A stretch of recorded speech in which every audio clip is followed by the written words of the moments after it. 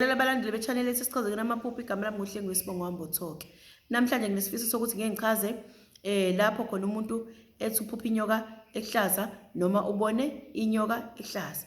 Waphinda futhi wabona isithwalambiza esihlaza noma esibrown. Ake ngiqale ngichaze inyoka ehlaza ukuthi isho ukuthini kumuntu nomuntu mayibonile.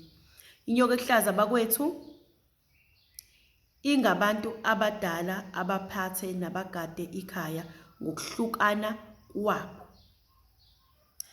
Abasuke befunela nini izinto ezinhle, abasuke begade umuzi, abanilethela ukuphila ukuthi ningabe nezigulo, abazoletha imiyalezo yokuthi kunento ethize. Shuthi nje ake ngithi nje bonke abantu abawumndeni ogadeni kusuke kufike labo bantu abanjalo abathunyiwe ukusuka ethongweni nasedlozini lezi ngilosizeni ukuthi hambani niye ekhaya niyobatshela ukuthi sekukhona isigaba sento ethize engase ibe yinhle. Uyabona, ngaleyo ndlela uma ubona inyoka ungabe ukufaka ekhanda lakho ukuthi inyoka nje, bokukhuphula ukuphakamisa ukuthi abantu abathize abayidlozi kunina abalethe umyalezo othize. Loyo myalezo othize kufanele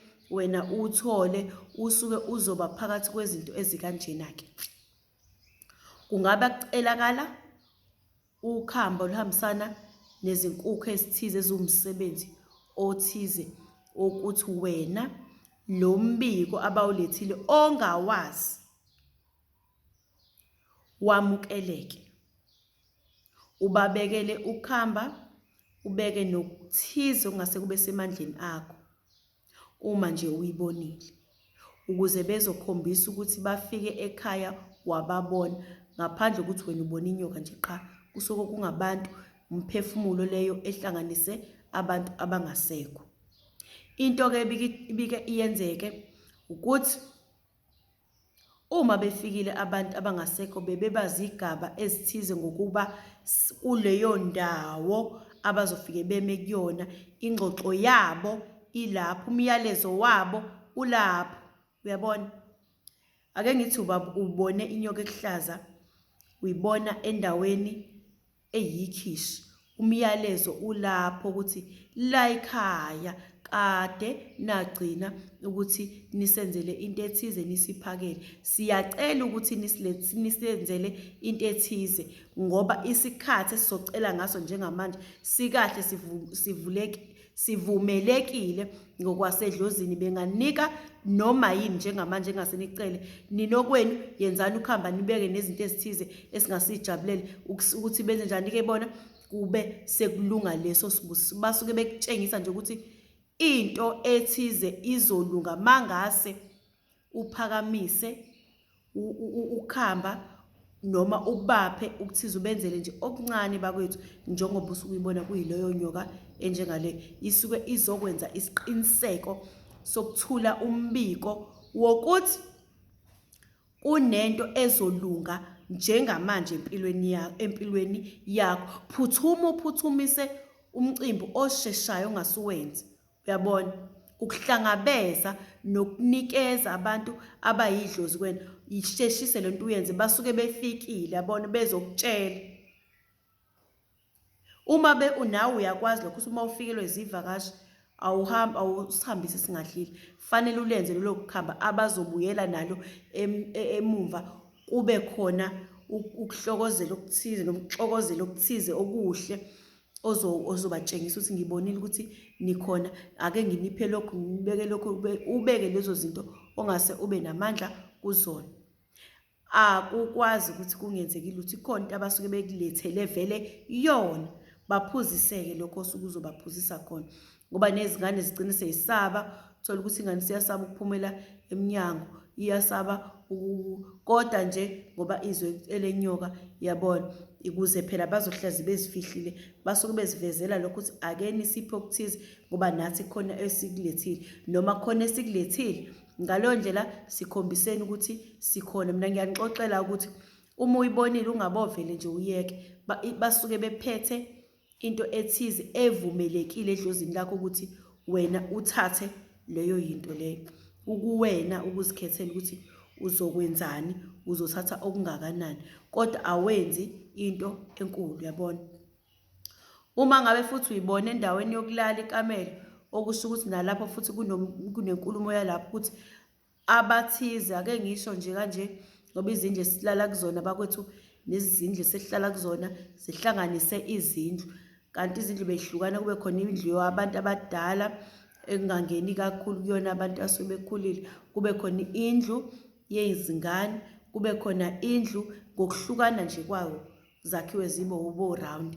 Kodwa ngoba sesihlala endlini eyihlangene, ubobheka ikamelo noma ubheke lelo room esuke ibonakale kulona, kunomyalezo kulabo bantu ukuthi njengoba sila silethe umyalezo kusokhaya, kubaba wala ekhaya, nomhlawumbe ikamera elileni nomama, silethe umyalezo la wokuthi sicela nisiphuzise, sicela nisenzele ukhamba ngoba kunento esilethile enhle, uyabona. Basuke nje beveze lezo zinto ukuthi khona bakulethile okuhle, khona lapho uyacelakala ukuthi umcimbi noma into engase niyenze, engaba bathi abantu iti noma amanzi engase nibaphuzise wona, enikufisayo nizokunikezwa.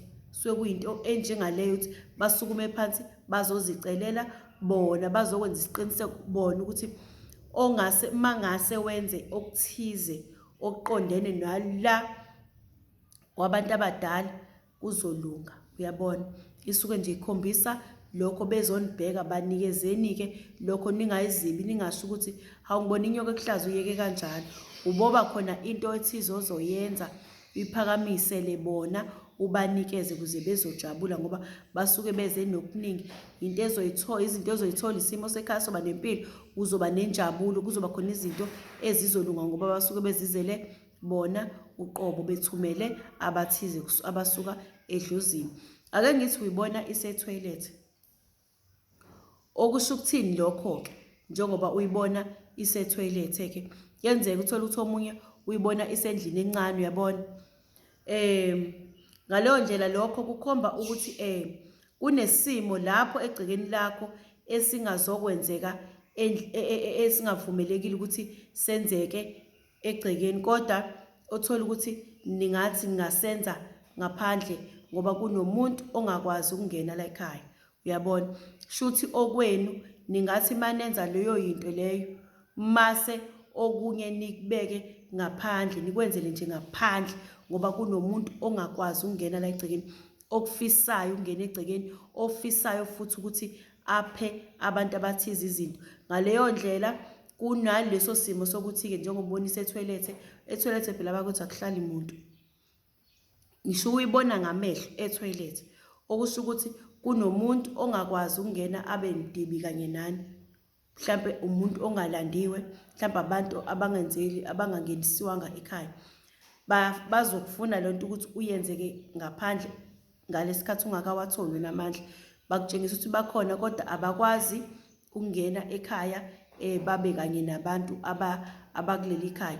Ngaleyo ndlela uzoyibona ngaphandle e-toilet, okusho ukuthi ongase ukwenze ngathi ungakwenza lapha. Ingakho bakwethu esikhathini esedlule uthola ukuthi abantu bebethi mabenza imicimbi, benza konke okunye, uthole umuntu ethi la ekhaya usibanibani asimshisele impepho ngoba uyidlozi elithize elingalungile, akabizwa la ekhaya empepheni. Bakwethu ngeke ngakusho lokho, akekho umuntu ofanele abandlululeke akhishwe ngoba lelo nto le iyicala lokuthi imindeni isuke ihambe ingezwani, uyabona.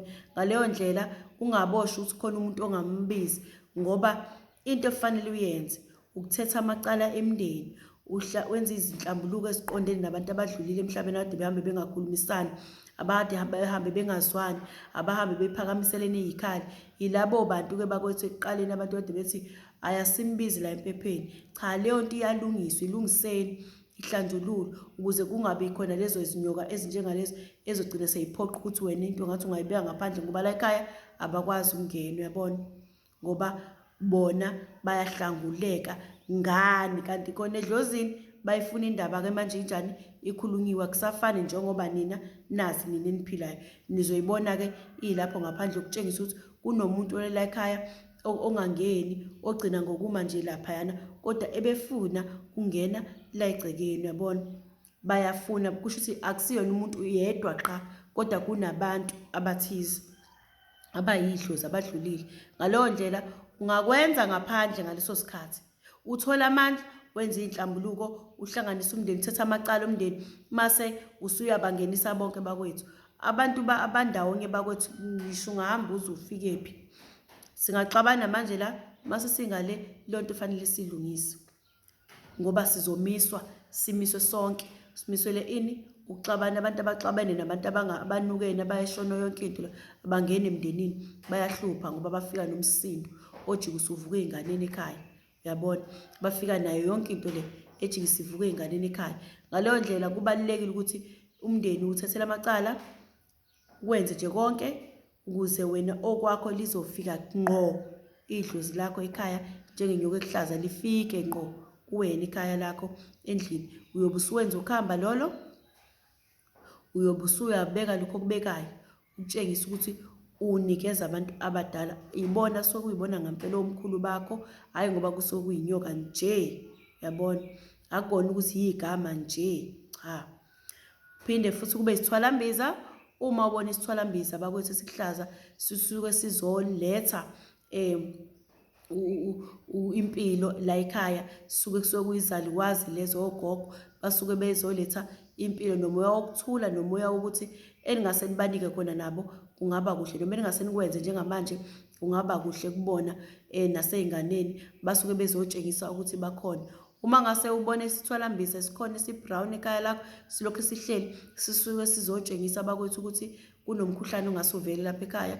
Ngaleyo ndlela suke fanele nje uzame ukuthi leyo nto uyikhuze, uyikhulumele emsamo, noma ungabe ushisanga impepho, uyikhulumele emsamo, futhi usithathe kahle leso sithwalambiza, usibeke ngaphandle komuzi, ukutshengisa ukuthi wena uyabona ukuthi cha, uyeza ukuthi kunezinto ezithize ngase zibe umkhuhlane. Suke sikhomba umkhuhlane odinga ukuthi ukhuze, ulandelele ukuthi kwenze njani, ngoba kusuke kulapho kungase kube khona ilungu lomndeni elidlulayo. Fana noma nje usibona isithwalambiza singena emanzini, safela emanzini, sabheka phezulu, okusho ukuthi lapho sukuxwayiswa ngengozi esithize ngase ibe khona ekhaya lakho. Ngaleyo ndlela kufanele kube khona okuthize wena ozokwenza, webona, ngoba sokukhombisa ukuthi khona into embi engasiyenzeke. Uma ngase usibona isithwalambiza sisegcekeni lakho, sisuke ikhanda, usibona ngamehlo, kusuke kutshengisa ukuthi wena abantu abanigadayo njengamanje nina bamisekile noma bavimbekile ngezinto ezithize abathe bazicela zangenzeka. Leyo nto leyo ingazidala ngisho umkhuhlane, mhlampe noma nibe nezinto ezizoba izingqinamba zokuthi nizogangeka kalula, kuzokwenzeka kalula izinto ezithize, ngoba lithe liqhela idlozi ngezinto ezinjani ezingenzekanga kahle bakwethu. Noma ngabe kuthiwa inyoka eluhlaza futhi uyibona inqamuka ikhanda, leyo nto ke yimbi kakhulu, ngoba okusho ukuthi kuzohamba kuhambe kube khona isimo esithize singase sikwehlele. Kusuke kufunakala ukuthi uzincengele edlozini, ubuze kogogo, ubuze nakomkhulu ukuthi njengamanje uyasibona isimo lesi sibonayo ukuthi asiyona into enhle, okukhombisa ukuthi baqhelile noma bahlehlisiwe eduze kwakho, ukuze kutholakale wena ushayeke wena, noma kunento ethize nawe ungayenzanga kahle ezodala ukuthi kungene amanzi endlini kuwena.